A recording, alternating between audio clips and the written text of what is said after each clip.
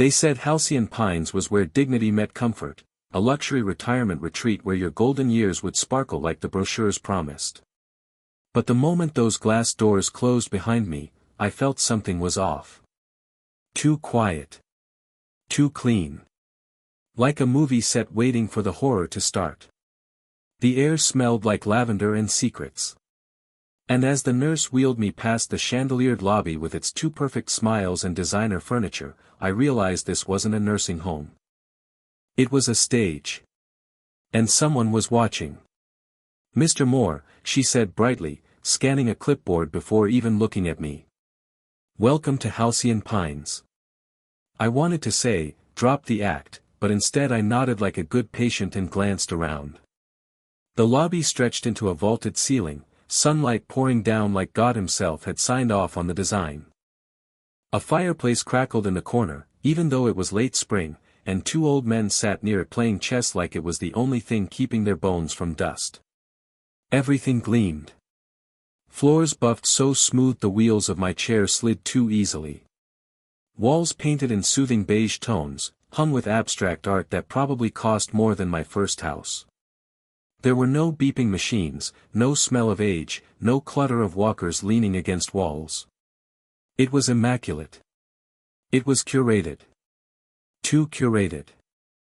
"I'll show you to your room," the woman said. "Dr. Collins will stop by later to welcome you personally.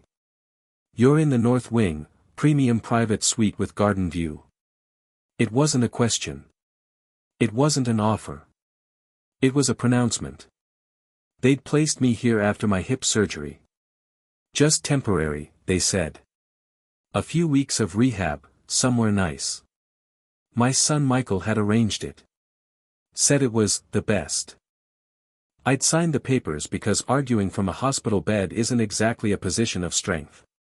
We turned a corner down a long hallway where the lighting dimmed just slightly. Not dark, just soft enough to lull you into forgetting how far from home you really were. We passed a few other residents, each with that same frozen half-smile, like they were extras in a commercial. I nodded at one man shuffling along with a walker. He didn't meet my eyes. That's when I first felt it. The unease. Not dread, not exactly. Just a tension in the air, a quiet that wasn't natural. I've lived long enough to know what silence should sound like. This wasn't that. This was the kind of silence that watches you. Inside my room, everything was laid out perfectly. Clean white linens, oak furniture, a small couch facing a mounted flat-screen TV. There were flowers in a vase, fake, I noticed quickly, and a basket of fresh fruit that looked like it had been arranged by a food stylist. Not one banana spot. Not one grape out of place. They parked me by the bed, handed me a remote and a call button, and left. I sat there for a long while, watching the digital clock blink 12:47. The air conditioning hummed softly. Outside my window, a perfectly pruned garden sloped down toward a walking path no one seemed to use. That's when I noticed the cameras. Tiny, flush-mounted in the corner ceiling. You'd miss them if you weren't looking, but I always look. I've spent my life reading blueprints, inspecting properties, and you learn to notice what others don't. The camera pointed directly at the bed. I didn't react. Not outwardly. I leaned back in the motorized chair, let the hum of the place settle over me. Let them think I was just another broken man waiting out his time in a well-padded cage. But my mind was running. At dinner, they wheeled me into the main dining hall, another overly elegant room dressed in chandeliers and polished floors. A young man in a bow tie handed me a menu like I was in a steakhouse. Grilled salmon. Braised beef tips. Vegetarian risotto. It felt obscene. Around me, the residents chewed slowly, quietly. Nobody spoke above a whisper. Nobody laughed. That was the second thing I noticed. Not one person looked relaxed. Not really. They smiled, nodded politely to the staff, folded their napkins neatly, but the light wasn't in their eyes. It was performative. Controlled. Like they were all trying to remember lines from a play someone else had written. When I asked the man next to me, a hunched fellow with sharp eyes and a name tag that read, Dennis, how long he'd been here, he blinked once, smiled too wide, and said, long enough to feel right at home. Then he glanced over my shoulder, not at me, but past me, like someone was watching. I turned slightly, saw nothing but a nurse in white standing near the door. She smiled when we made eye contact. Too quickly. Too broadly. That night, back in my room, I didn't sleep. The bed was comfortable, too comfortable. Sheets tucked with military precision. Temperature set just right. But something in me resisted rest. Maybe it was the soft ticking of the camera above me. Maybe it was the quiet I couldn't trust. At around 2 a.m., I got up, slowly, carefully, favoring the hip but not as much as they thought I needed to. I hobbled to the window, looked out into the night garden. Motion sensor lights cast long shadows against the hedges. Nothing moved. No wind. No animals. No people. But I swear to God, I could feel eyes on me. I stood there for a long time, my hand resting on the cool glass. Welcome to Halcyon Pines, I thought. Let the games begin. He arrived the next morning like a breeze sweeping through a sealed room, all smiles and tailored charm, as if the place had just been waiting for him to step onto the stage. Dr. Alexander Collins. That was the name stitched in clean cursive on his white coat, though something told me he didn't wear it often. Too clinical, too beneath the image. He wasn't a doctor in the way a surgeon is a doctor, scalpel in hand, blood under the fingernails. He was the kind that ran things. The kind that smiled too easily and never blinked when you looked him in the eye. I first saw him at breakfast, doing what I'd later realize was his morning rounds. He didn't check charts or ask about pain levels, no, he shook hands. He touched shoulders. He leaned in when people spoke and laughed just the right amount. He made people feel seen, important. I could almost admire it. Almost. When he got to my table, he paused just long enough to make it feel like a deliberate decision. Mr. Moore, he said warmly. Richard, isn't it? May I? He didn't wait for an answer. He pulled out the chair across from me and sat, placing a hand on the table like we were old friends catching up. You're settling in well, I hope. I looked at him, clean-shaven, salt and pepper hair cut just slightly too stylish for someone in medicine. His eyes were blue, sharp, but softened around the edges with the kind of creases people trust. He was in his mid-40s, maybe. Fit, well-rested, no wedding ring. The kind of man who practiced charisma like piano scales. Still figuring out where the coffee is, I said. The real kind. Not that decaf nonsense. He laughed. We keep it locked up. Too many wild parties after lights out. The joke landed like it was supposed to. A few residents chuckled. One woman smiled without showing teeth. But underneath it all, I watched how they looked at him. Not just politely. Not just with respect. Fear. Polished, quiet fear. I like to make the rounds myself, he said, lowering his voice just a touch. This place runs best when it feels like family. Real family. We believe in peaceful aging here. Harmony. Comfort. No stress, no confusion. That's my promise. He smiled. It didn't quite reach his eyes. And you'll find, he added, that those who lean into that, well, they thrive. The message was clear. Play nice. Don't rattle the cage. I nodded, playing the part. Sounds like heaven. He patted the table, stood, and moved on to the next group.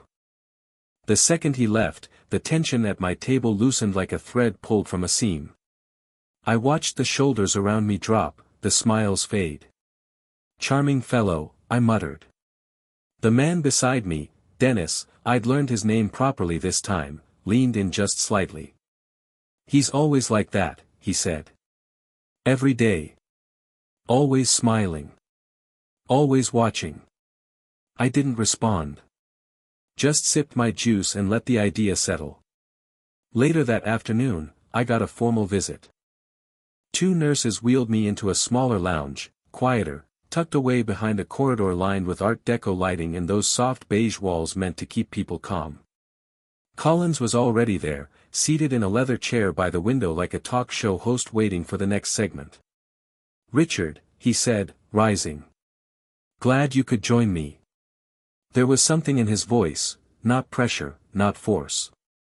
Just the faintest taste of expectation. We made small talk at first. Weather. Recovery timeline.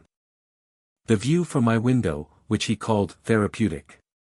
I gave short answers, just enough to be polite. Then he leaned forward, elbows on knees, and his smile softened. "May I ask, what does legacy mean to you?" I cocked an eyebrow. "You trying to recruit me for a university endowment?" He laughed again. "No, no. But I do think about it often.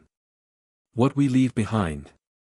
Who we entrust with our stories, our treasures, our decisions. It matters, especially in places like this." There it was. Beneath the charm, beneath the soft lighting and manicured smiles, a question posed like philosophy, but built like a trap. "You must have quite the estate," he continued, "after a life in engineering. I imagine your children are involved." I stared at him for a beat too long. Just enough for him to register it. "Only one son," I said eventually. "Michael. He arranged all this." "Well, he chose wisely. We offer estate planning services here, just so you know. Confidential, convenient. We always recommend getting ahead of these things, especially while the mind is still sharp." He said it like a compliment. But the weight of the words was deliberate. My fingers tightened slightly on the arm of the chair. "Appreciate the offer," I said. "But I think I've got it handled." Collins gave a small, approving nod, but I saw it then. A flicker. The briefest twitch of disappointment, carefully buried. "Of course," he said smoothly. "Still, if you ever want to talk, I'm always here." He stood and walked me back toward the hallway himself. On the way, we passed another resident, a thin woman in her 70s with a bandage on her forearm and vacant eyes. She flinched when she saw Collins, then offered a too quick smile. I watched him nod at her like nothing was wrong. Back in my room, I sat by the window, the daylight slowly draining from the garden below. The staff walked by at regular intervals, always just a little too slow. Too observant. One of them paused when I adjusted my pillow, as if noting something. I stared at the ceiling, the tiny black camera lens still watching. They wanted me to sleep easy. To play nice. To thrive. But Dr. Collins had made a mistake today. A small one. Barely noticeable to anyone else. He thought I was one of them, a soft mind wrapped in fragile bones. But I was watching now. Really watching. And I wasn't playing along. It started with a knock on the wall. Not the door, the wall. I'd been drifting into a shallow, medicated sleep when I heard it. 3 soft taps, too precise to be accidental. My eyes opened instantly. The digital clock read 11:42 p.m. The hallway outside had long since gone still. Even the camera's red light had dimmed, as if pretending to sleep along with us. Then came the whisper. "Richard." It wasn't my imagination. I sat up slowly, ignoring the dull throb in my hip. The voice came again, closer now, just past the corner near the dresser. "Richard. It's me. Martha." I turned toward the sound and found her crouched near the baseboard, her eyes wide, hair a little wild. She was wearing the standard beige sleepwear like the rest of us, but it looked wrong on her, like something borrowed she couldn't wait to return. I remembered Martha from the dining room. A quiet woman. Tall, proud neck, and always with a scarf around it like she was trying to hide a secret bruise. Her eyes had met mine a few times, sharp eyes, the kind that read more than they said. "What are you doing here?" I whispered. She didn't answer at first. Just crawled forward and shut the door softly behind her. When she turned back to me, I saw the panic in her face. Not the usual old age anxiety. This was something else. She sat on the edge of my bed and leaned close, her voice low and shaking. "They come at night," she said. "Always after the pills." "What pills?" "The evening dose. That little pink one they give you with the tea. It's not just a sedative, Richard. It's a primer. Makes you open. Suggestible." I frowned. "Suggestible how?" "They ask you questions. At first it's harmless. Favorite color. Old memories. But then it gets personal. Very personal. Wills. Insurance. Bank accounts. And you don't remember saying anything." My gut twisted. She nodded as if reading my thoughts. "You feel groggy the next morning, right? Like you're missing time?" I had. I thought it was just the painkillers, the recovery meds. "Why are you telling me this?" I asked. "Because you're not like the others," she said quickly. "You haven't gone quiet. You don't nod when Collins talks. You're still thinking." She reached into the sleeve of her robe and pulled out a folded napkin. Inside was a note, hand-scrawled in shaky pen. "Transferred, Harold B. March 18th. Emily K., 4/2. Lucian T., 4 out of 11. All after interview." I looked at the list. Names I half recognized. People I hadn't seen in days. "Transferred?" I asked. "That's what they call it. You don't come back from the transfer. They say you're moved to another wing. But I've asked around. No one knows where. Some say it's a hospital. Others say it's a facility in Arizona. But there are no records.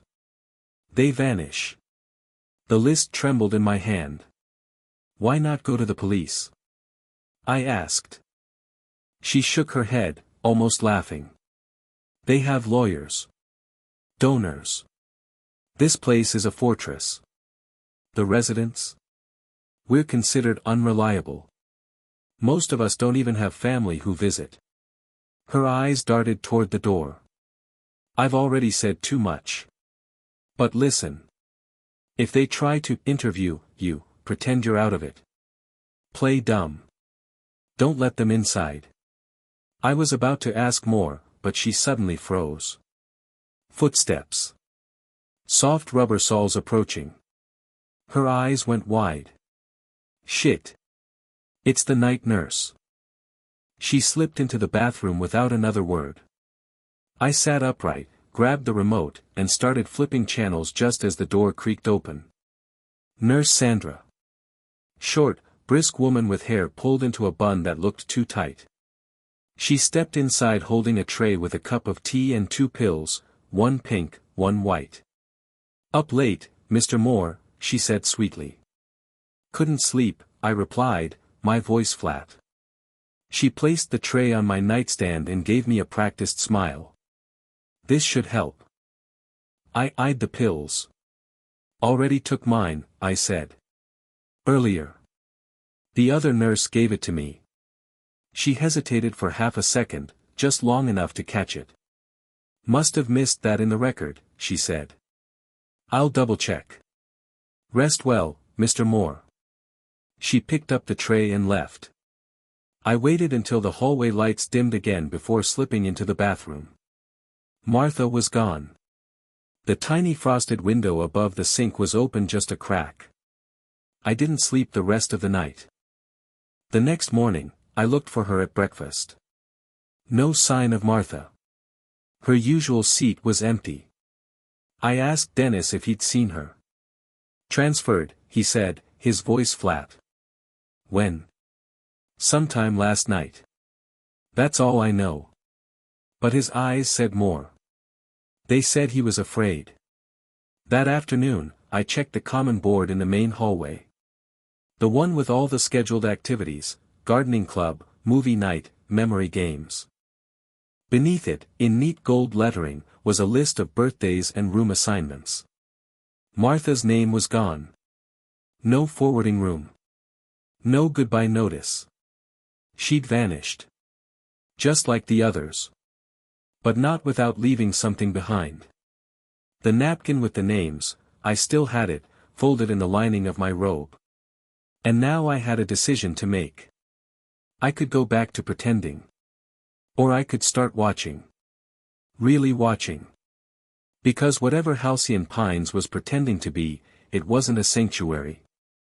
It was a machine.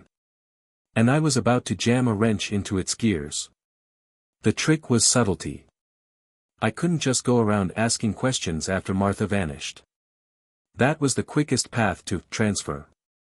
And whatever transfer meant, I was sure now it wasn't just a change of scenery. So I played the game. The weak one.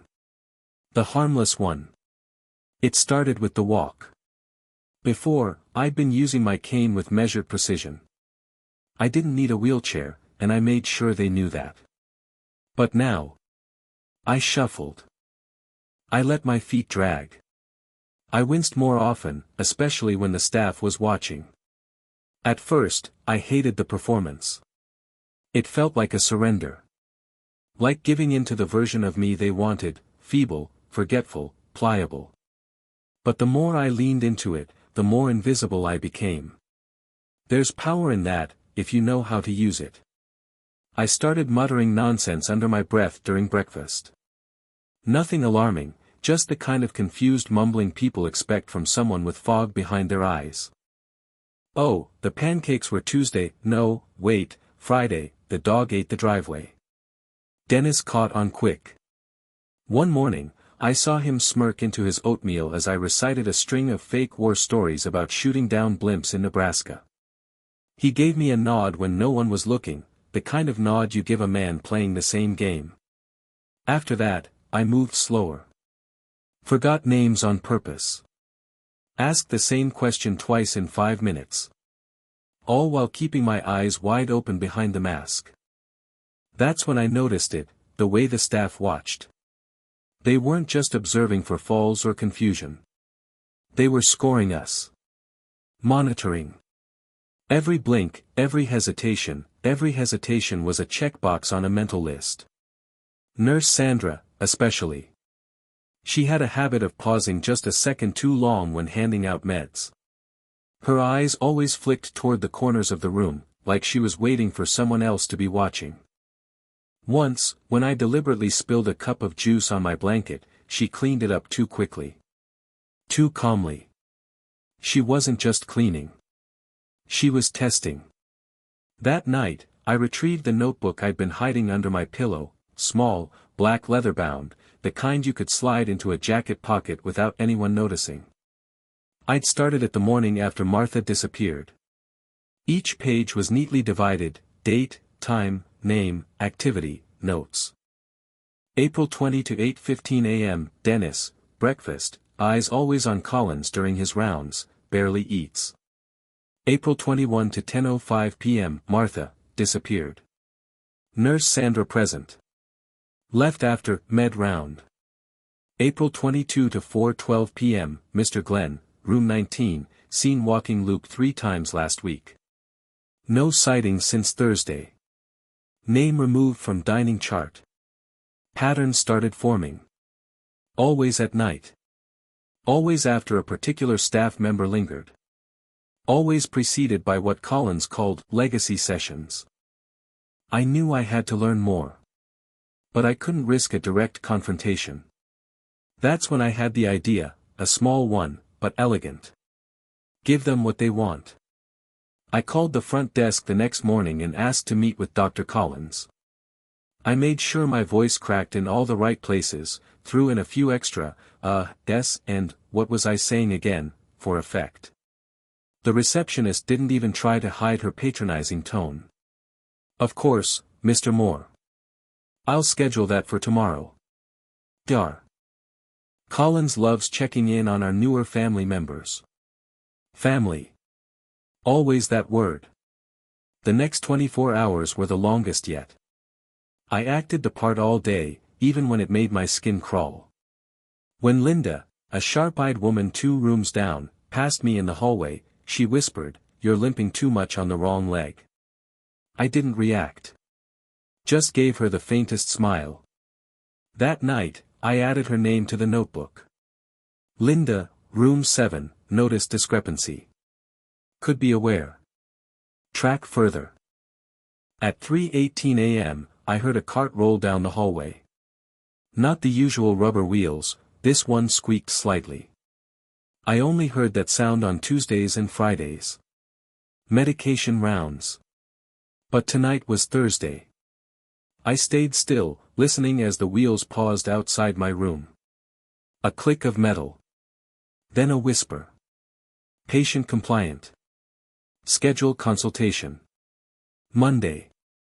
Note cognitive delay increasing. Mark for early stage legal review. Legal review.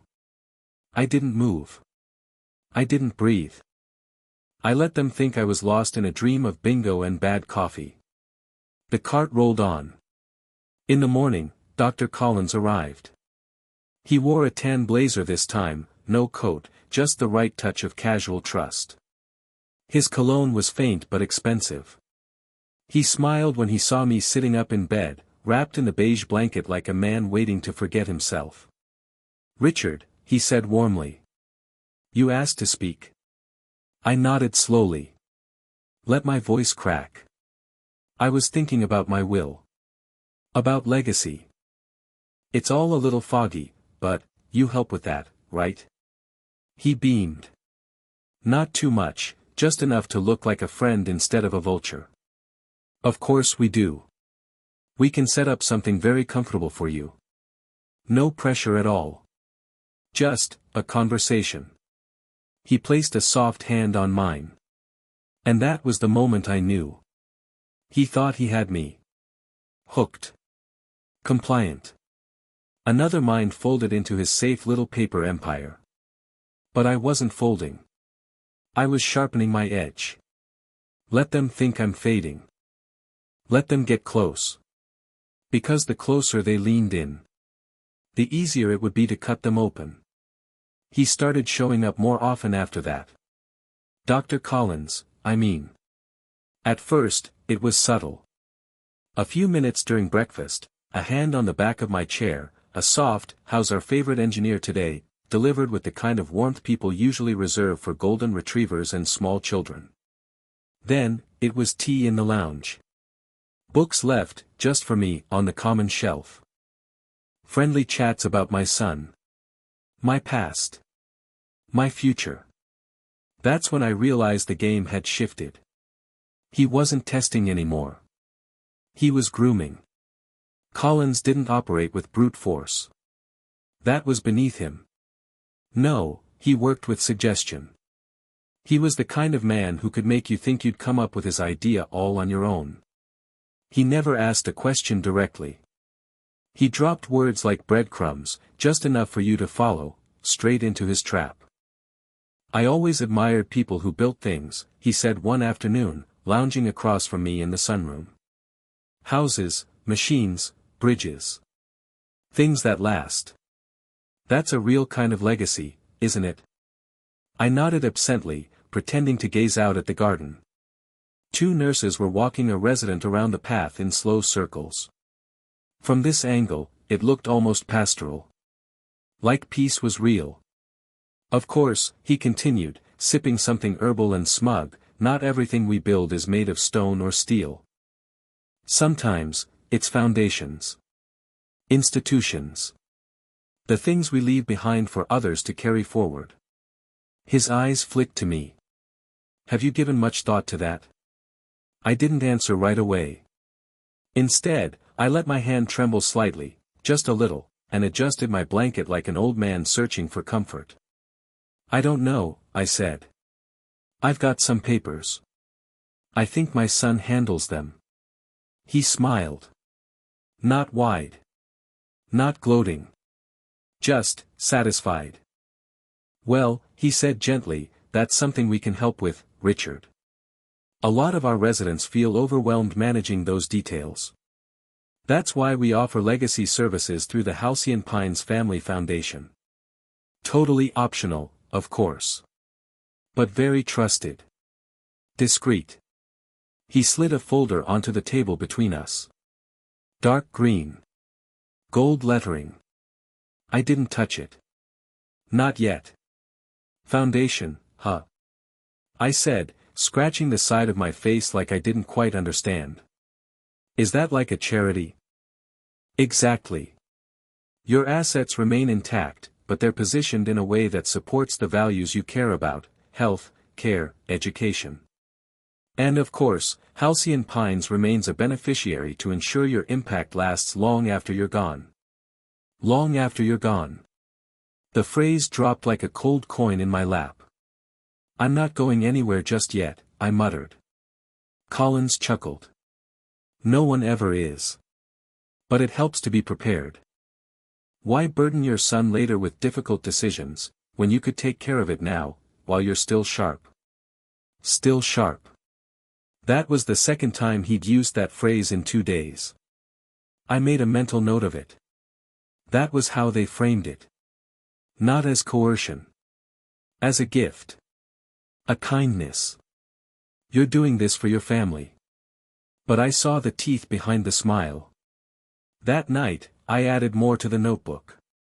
Collins, direct engagement increasing. Pitch delivered. Terms, legacy, foundation, prepared. Goal, legal handover under guise of charity. Watch for follow-up. 2 days later, the follow-up came. This time, Collins wasn't alone. A man in a gray suit, mid-30s, carrying a leather briefcase with initials too clean to be coincidence, M.P. He introduced himself as Mark Peterson, legal counsel for the foundation. Just a preliminary conversation, he assured me. No paperwork. Just getting a feel for your wishes. I nodded slowly, let my eyes droop like they were struggling to track the conversation. He pulled out a glossy brochure. Pictures of smiling residents. Sunlight over the lawn. Words like dignity, graceful giving, and perpetuity scattered across the pages like confetti. Then, out came the sample will. Peterson's voice was smooth, professional. He walked me through every clause like I was a child at the DMV. You see, Richard, with a revocable living trust tied to the foundation, you're not really giving anything away. You're preserving it. Think of it as strategic benevolence. Strategic benevolence. If that's not the most dressed-up theft I've ever heard, I don't know what is. He glanced up to see if I was following. I let my mouth fall open just slightly. Do I sign it now? They both smiled. No rush, Collins said. But if you're ready in the next few days, we'll schedule a proper review. We'll take care of everything. I nodded again, slower this time. Okay, I whispered. I trust you. Their smiles deepened. And just like that, I was inside the belly of the beast. They thought they'd won. But I wasn't just buying time. I was measuring their reach. Because trust, in this place, was currency. And I just made them rich, in the kind of confidence that makes men sloppy. Later that evening, I slipped into the common room where the resident files were kept. Linda, the woman from room 7, was there already, rearranging magazines that didn't need rearranging. We didn't speak. She simply handed me a slip of paper as she passed. It read. Collins meets lawyer 7 p.m. Thursdays. Maintenance Corridor 3. Staff only. No cameras. She didn't wait for thanks. I returned to my room, slid the paper between the pages of my notebook, and stared at the ceiling. The game wasn't just personal anymore. It was systemic. And now that I knew their rules, It was time to break them. I used to think silence was a void. Something hollow. Empty. But in Halcyon Pines, silence was layered. It had weight. Texture. Meaning. Some of it was fear, residents too scared to speak. Some of it was conditioning, the way Collins and his staff trained you to nod instead of question. Smile instead of speak. But the most dangerous silence was the kind that watched. Listened. Waited. I'd learned to move inside that silence. And I wasn't the only one. It was Dennis who made the first move. The man had always seemed slightly withdrawn, tucked behind his glasses and crossword puzzles, but I'd seen the way he tracked the comings and goings in the dining room. The way he scribbled little notes on his napkin, then folded them into his pocket.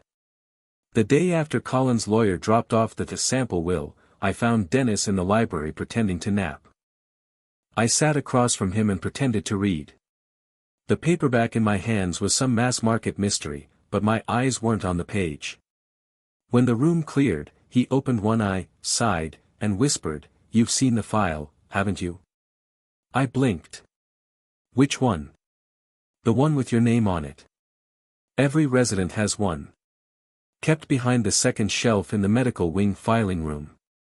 Not digital. Paper. Easier to control." My pulse ticked once in my throat. "What's in it?" "Everything. Evaluations. Medication reactions. Financial notes. Advance directive drafts you didn't sign but they have ready anyway. If Collins is circling you, it's in that file." He glanced toward the window before adding, "They had me down as early-stage memory loss. I've never had a single neurological episode in my life." That's when I asked the question that had been building since Martha vanished. "You want to help me bring them down?" He gave the smallest of nods. "I've been waiting for someone else to open their damn eyes," he muttered. "I can remember every decimal from a 20-year tax audit. But they called me confused when I asked about missing residents." Dennis handed me a small folded page, lined paper, shaky but legible. Dates. Initials. A cross-reference between transfers and financial account closures. He'd been tracking it all. And he wasn't alone. Later that evening, Linda passed by my room with a laundry cart. Standard issue, folded towels, neatly stacked linens, but her eyes met mine for a split second. A code. A confirmation. At 10:03 p.m., she slipped a note under my door.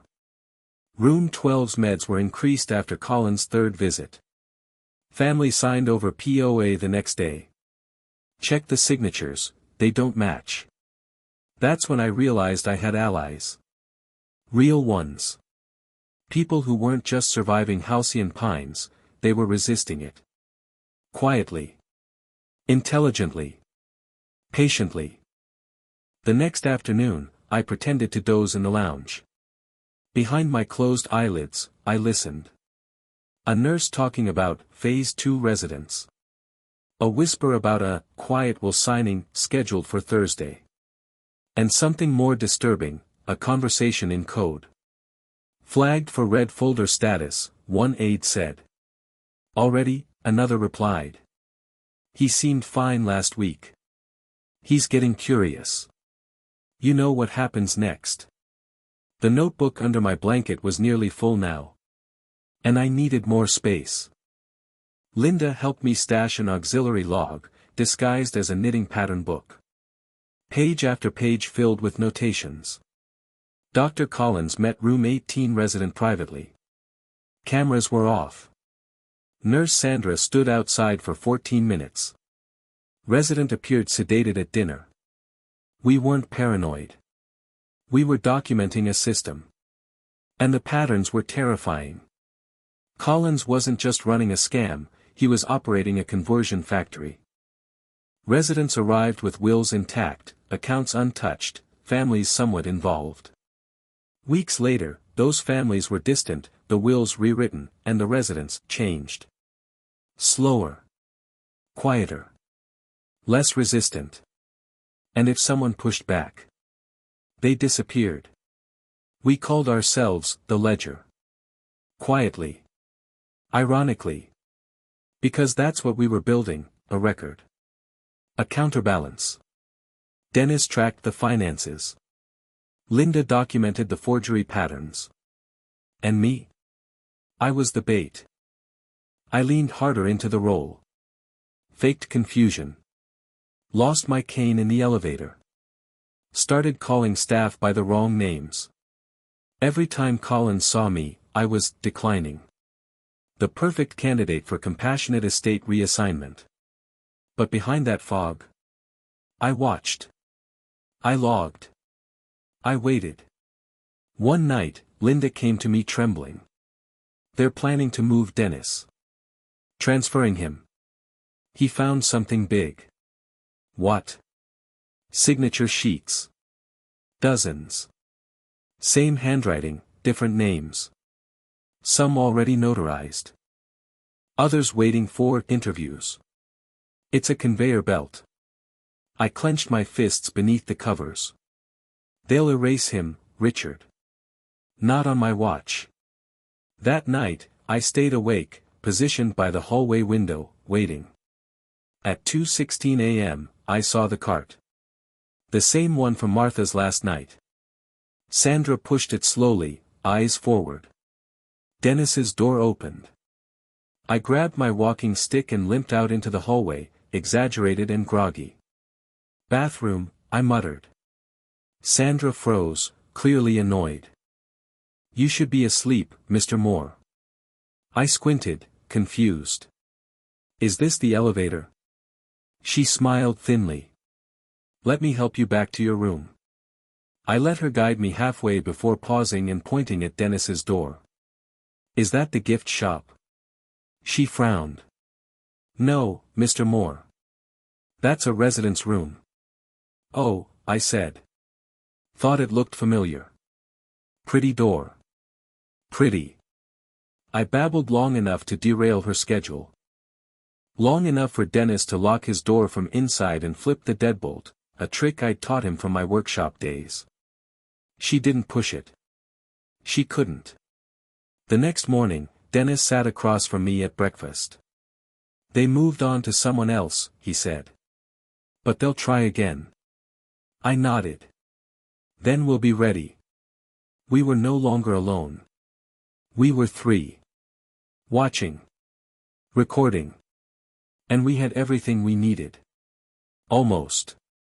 Next step. Let them think they'd won. And record every second of it. I told Collins I was ready. He smiled the way predators smile when the prey walks willingly into the snare. Not teeth-baring, that would be too obvious. No, his was a soft smile. Reassuring. Gentle. A man doing you a favor. I'm proud of you, Richard, he said, hand on my shoulder like we were teammates.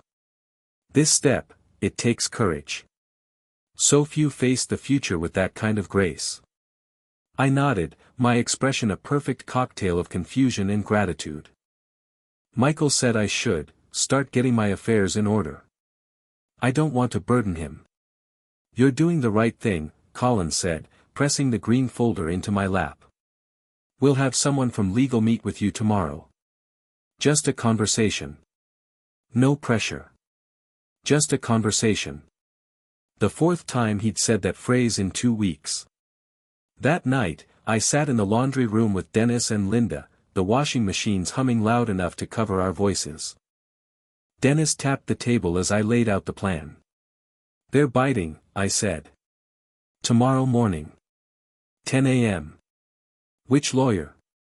Linda asked. Peterson. The slick one with the briefcase full of pens and pre-filled papers. Recording? Dennis asked. I opened my hand and showed them the tiny black square nestled in my palm, a micro-recorder, not much bigger than a thumbprint. Michael smuggled it in. Sewn inside the lining of a paperback. He visited 2 days ago.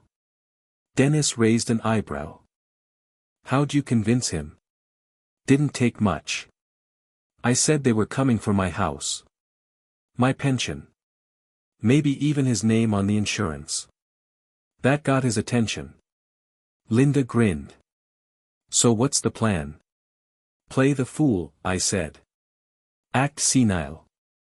Let the lawyer lead. They'll walk me through the will. I'll nod, ask dumb questions, maybe mumble a few things about not remembering my accounts. I'll sound like exactly what they want, a rich old man handing over the keys to his kingdom. And the recorder? Dennis asked. Already tested. It picks up every word within a 6-foot radius. I'll start it as soon as they shut the door. Linda leaned forward, lowering her voice. You sure this'll be enough? I looked her dead in the eye. They're going to dictate my will to me. On tape. That's enough. The next morning, I shaved carefully. Let the foam linger just a bit to give my face that pale, soft look. I put on the thick beige cardigan I knew made me look smaller. Older. And I moved slow. Every step was measured. Deliberate. Not just because of my hip, but because I wanted the camera watching me to see what they expected to see. At 9:57 a.m., a soft knock. Mr. Moore. Mr. Peterson is here. Sandra's voice. Of course it was her. Coming, I said, voice breathy. Just, getting my glasses. The recorder clicked on as I slid it under the chair cushion. In the conference room, Peterson sat with a notepad already open, pen resting diagonally across the top like a sword on a shield. Collins stood behind him, arms folded, smiling like a proud father. We're grateful for your trust, Richard, Peterson said. Let's make this simple. They always say that before they do something complicated. He pulled out a document labeled, Provisional Will. Another, labeled, Medical Proxy. A third, Pine Foundation Transfer Authorization. Each one cleaner than the last. Pre-filled with my name, my birthday, my son's name, and an alternate beneficiary box with the words Halcyon Pines Family Foundation typed in bold. You'll see, Peterson said, sliding them across, this simply ensures your wishes are carried out with minimal legal burden on your family. We've structured it to avoid probate entirely. He said probate like it was cancer. I squinted, blinked twice. What's a probate? Collins chuckled, patting my arm. It's just legal red tape, Richard. We're cutting through it. Looks complicated, I mumbled. Where does my money go again? Peterson didn't miss a beat. Well, in the event your son is unavailable, or should there be any dispute, the foundation would become custodian of your estate, ensuring continuity of care and proper distribution. And you, write that down now. He nodded. We can do that today, if you're ready. He placed a pen in my hand. I stared at the paper. I don't remember all my accounts, I said. Is that okay? Peterson smiled. That's perfectly normal. We'll just need a rough estimate. The rest we'll handle discreetly. He leaned forward. Can you confirm, Richard, that this is your voluntary decision, made of sound mind? I smiled faintly. Oh, I think so, I said. Peterson gestured toward the notary standing behind him, a staff member I'd never seen before. She wore the same uniform as the night nurses. Her name tag read Cheryl. No last name. She watched me sign. Initial. Sign again. And with each stroke of the pen, I kept my face calm. Blank. Harmless. At 10:43 a.m., the recorder clicked off in my pocket. That night, I sat on the porch behind the library, watching the sunset bleed orange across the garden. Dennis approached, slow and cautious. You get it? He asked. I handed him the recorder. Every word. Every signature. Every time they said, you don't need to remember. Linda joined us a few minutes later. We huddled close as Dennis transferred the audio to the burner phone Michael had left for us. "I've got a contact," he said. "Retired paralegal. Still licensed. If this checks out, she'll know exactly what to do." "And Collins?" Linda asked. I looked toward the north wing, where the lights glowed faint and clinical. "He thinks I'm his crowning jewel," I said. "The big fish." Dennis smiled grimly. "He doesn't know the line's already snapped." "No," I said, standing slowly. "He doesn't. We were done surviving. It was time to strike. Rumors are like smoke. Hard to catch. Easy to spread. You don't need to shout them. You don't even need to speak clearly. All you have to do is plant them, in the right place, at the right time, and let people breathe them in." I started with something small. During a Wednesday afternoon bridge game, I leaned toward a woman named Margaret, soft-spoken, always had a tissue in her sleeve, and whispered, "Did you hear about Harold's will?" She blinked. "Harold from room 22. "Yeah," I said, voice low, like I shouldn't be telling her. "Left everything to the foundation. Didn't even tell his kids." Her mouth tightened just slightly. I leaned back, eyes down on my cards, and didn't say another word. The next day, I heard a woman in the dining room whisper, "They say the staff here help you revise your documents if your family's too slow." By Friday, 3 residents had stopped speaking during Collins' rounds. By Sunday, a visiting daughter, I think her name was Carla, cornered a nurse and asked why her mother's bank had frozen the joint checking account. That was when I knew the screws were turning. I wasn't just watching anymore. I was pushing. And people were starting to feel it. Linda played her part beautifully. She was the one who told the new resident, Joyce, "Oh, don't worry about the wellness interviews. Everyone gets one eventually, right before the paperwork shows up." Joyce didn't touch her dessert that night. Dennis was our ghost. Never confrontational, always present. One morning, he simply muttered near the elevator, "Funny how many folks leave without saying goodbye. Like Martha. Or Glenn. Or Teresa." The aide nearby froze for half a second, just long enough to register it, before pasting on a smile. "I'm sure they're enjoying their new wings." "Funny," Dennis replied, "no one's heard from them." At the next community movie night, I sat 2 rows behind Collins. He didn't notice me. He was too busy charming a group of visitors, donors, maybe. I couldn't hear everything, but I caught pieces. We're a model of dignity here. The legacy of care. And we're honored when families trust us with difficult transitions. Dignity. Legacy. That same glossy language. But something in his tone had shifted. A slight edge. Less warmth, more calculation. He'd heard the smoke, too. That night, he visited my room. I was asleep, or pretending to be. When the door creaked open, I stayed still, breathing slow. I felt him pause near the bed. Heard the faint rustle of papers. When I opened my eyes a sliver, I saw him place the revised will, the one we'd recorded, into a beige folder. He was checking. Making sure it stuck. Making sure I stuck. But the more pressure he applied, the more cracks began to show.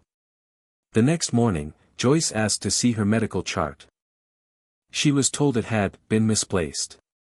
George, a tall, quiet man with hearing aids, reported that someone had come into his room at night, just to check on him, even though he hadn't buzzed. Linda passed me a note, room 9 resident crying after interview. Said she didn't remember signing anything. Her son left angry. The foundation's grip was slipping. I made sure of it. At dinner, I played confused and asked the staff, loudly, "When do I get to visit the other wing? The one with all the people they transfer?" The room went silent. Collins wasn't at dinner that night. Too many eyes on him now. Too many whispers floating like smoke through polished halls. Even Sandra seemed off her rhythm. She dropped a pill cup during rounds, cursed under her breath, and didn't meet my eyes when I asked if Harold had sent a postcard from his new paradise. The families were noticing too. One morning, a woman named Elise, mid-30s, professional, probably an attorney, showed up with a stack of papers and demanded a meeting with management. I passed her in the hall. She gave me a look I recognized immediately. Suspicion. Good. Let it grow. Let them wonder why their loved ones were too calm, too compliant, too generous with inheritances they once guarded like vaults. That week, Dennis smuggled a flash drive out through Michael. It held the full recording from the will meeting. Every word, every manipulation. Our contact, the retired paralegal, reviewed it. Her text came back short, sharp, and clear. This is enough. Don't act yet. Wait for the event. The event. That was the key. Halcyon Pines held quarterly family appreciation luncheons. Big affairs. Donors. Press. Local officials sometimes showed. Collins used them to polish the brand, to parade happy residents like trophies. One was scheduled for next Thursday. I circled the date in red. We'd been playing their game for weeks. But that event? That would be our boardroom coup. The moment the whole illusion shattered. The stage was set. The players were ready. And I had one last role to play. The harmless, grateful old man, grateful enough to die broke, silent, and forgotten. Until the cameras rolled. The morning of the luncheon, the air smelled different. Cleaner. Sharper. As if they'd doubled the disinfectant and air fresheners to impress the guests. I woke up to classical music playing softly in the hallway and the scent of artificially citrus-scented polish clinging to every surface. It was game day. Staff buzzed like bees, fussing with tablecloths and pushing wheelchairs into place. Every resident had their seat, assigned and pre-approved. Nobody wandered. Nobody spoke out of turn. Halcyon Pines needed us to look peaceful, content, and compliant. I played my part. Beige cardigan. Shine shoes. A soft smile glued to my face like I'd forgotten what anger was. I let Sandra woo me toward the event hall without a word. She made small talk, empty sentences about the weather, the menu, the important guests who'd be arriving. The projector screen was already set up at the front of the room. Perfect. Michael was already there, seated among the guests. Next to him sat Linda, disguised as a family member, hair dyed a soft silver, glasses perched low. Dennis played an uncle, dressed sharp and expressionless. And me? I was the bait. Collins arrived late, as always, walking in like a keynote speaker, his suit crisp, his presence engineered. He took the mic with a gentle smile and delivered the kind of speech designed to make wealthy people cry. Halcyon Pines, he said, isn't just a facility. It's a promise. A promise that our loved ones will age with dignity. That their final years will be marked by peace, compassion, and legacy. He paused, placing a hand over his heart. We're so proud of what we've built here. And it's only possible because of your trust. Polite applause. A few families dabbed at their eyes. I focused on my breathing. Every detail had to go right. When he turned to invite me up for a surprise recognition, a staged moment meant to show the guests how generous and deeply moved I'd been to change my will in favor of the foundation, I nodded slowly, letting the nurse help me to my feet. The microphone was placed in front of me. Richard Moore, Collins said, smiling like he was already picturing my bank account. A man of honor. A brilliant mind. And someone who has chosen to leave a mark that will last for generations. He motioned for the applause. It never came. Because I didn't speak. Instead, I collapsed. Right there at the podium. Gasps rippled through the room. Michael leapt from his seat, shouting, "Dad! Staff rushed in, but Michael waved them off. He has a medical alert device. Let me get it from his chair. What he really grabbed was the remote. And when he pressed it, the projector behind Collins lit up. The room fell dead silent. At first, just audio. Peterson's voice, "Can you confirm, Richard, that this is your voluntary decision, made of sound mind?" My voice, soft and confused, "Oh. I think so." Peterson again, "You don't need to remember all the details. That's what we're here for." A murmur broke out among the guests. Collins' voice, calm and polished, "You're doing the right thing, Richard. For your legacy. For your peace of mind." Then came the real punch, the notary's voice, clear as glass. "I'll go ahead and notarize all pages now. We'll file the foundation transfer this afternoon." One of the guests stood up. "Wait, is this a joke?" Another voice shouted, "That's illegal." Collins tried to cut in. "Please, this is a misunderstanding. Mr. Moore has clearly suffered." But Michael stepped forward, holding up the recorder. "Everything you just heard happened 2 weeks ago. My father recorded the entire session, without your knowledge. And he did it because you've been manipulating residents to sign away their estates."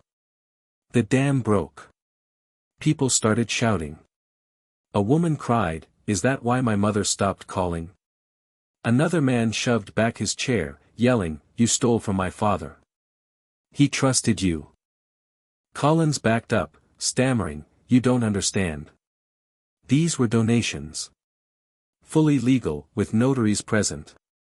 Forged." Linda called out, ripping off her wig. "You faked half the signatures. I worked in admin. I know how long those files have been locked." Dennis stood too. "I've tracked 15 estate changes in the last 4 months. All favoring your foundation. All signed under questionable conditions." Someone threw a napkin. Then a glass. The chaos grew. Staff tried to contain it, but it was too late. Dozens of families now realized what had been done behind their backs, what had been taken. Money. Control. Dignity. And in the middle of it all, I sat back in my chair, letting it wash over me. Letting Collins drown. The police arrived within the hour. Collins tried to leave. He didn't make it past the gate. They arrested Collins 3 weeks later.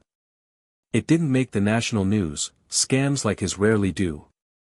But locally, it was a firestorm. Every regional paper ran the story: director of prestigious nursing home under investigation for coercing residents into signing over estates. The headlines couldn't capture half of it. The audio recording we released became a quiet thunder among families. Lawyers began circling. The state licensing board opened a formal inquiry into Halcyon Pines. 3 board members resigned before the end of the month. A 4th tried to claim they had no knowledge of any malfeasance. They all knew.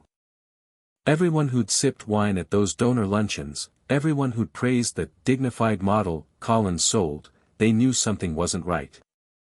They just didn't want to see it. Turns out, they weren't the only ones.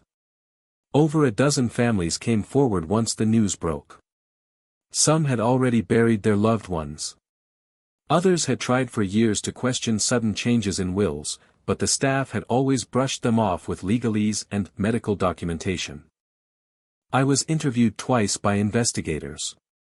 Both times, I wore the same beige cardigan Collins had praised me for. The irony felt good. When they asked how I'd figured it out, I told them the truth. Martha. She came to me in the middle of the night and said something wasn't right. After that, I just kept my eyes open. They asked where she was now. I didn't have an answer. No one did.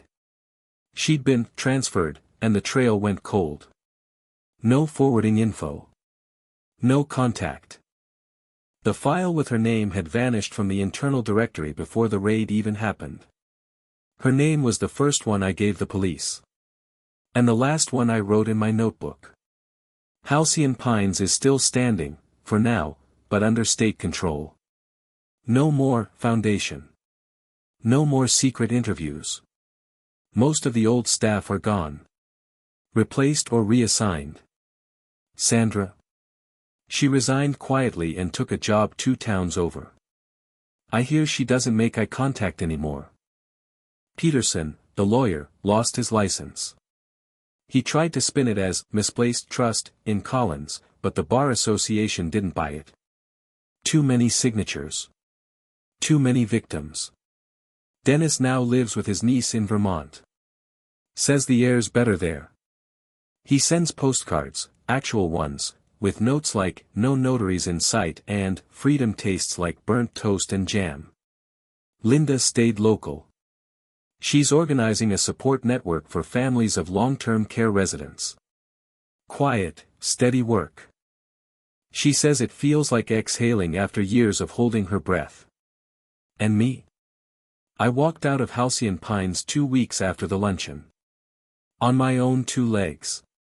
The staff watched, stunned, as I declined the wheelchair and moved steadily toward the glass doors. I passed the front desk without a word. Past the reception area where I once sat dazed and drugged. And just as the automatic doors slid open, I saw him. Collins. In cuffs. Escorted by 2 officers. He looked different. Smaller. No tailored suit. Just a gray jumpsuit and a face drained of power. I paused. He turned his head slightly. Recognition flickered, then faded. His mouth opened, but no words came. I stepped close. Close enough that only he could hear me. And I whispered. Never mistake old age for weakness.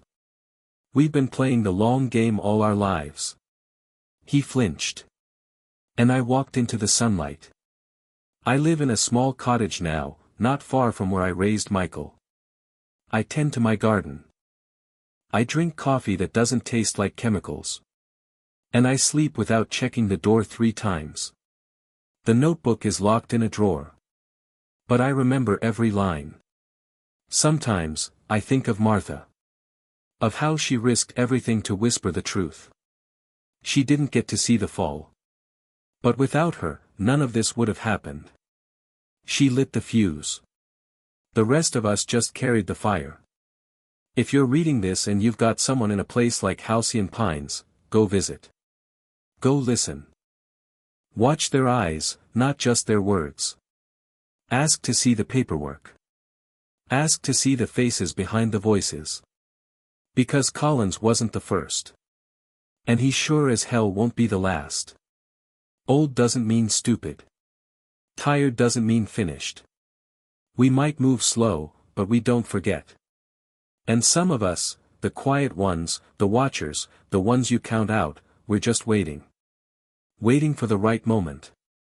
Waiting to make our final move.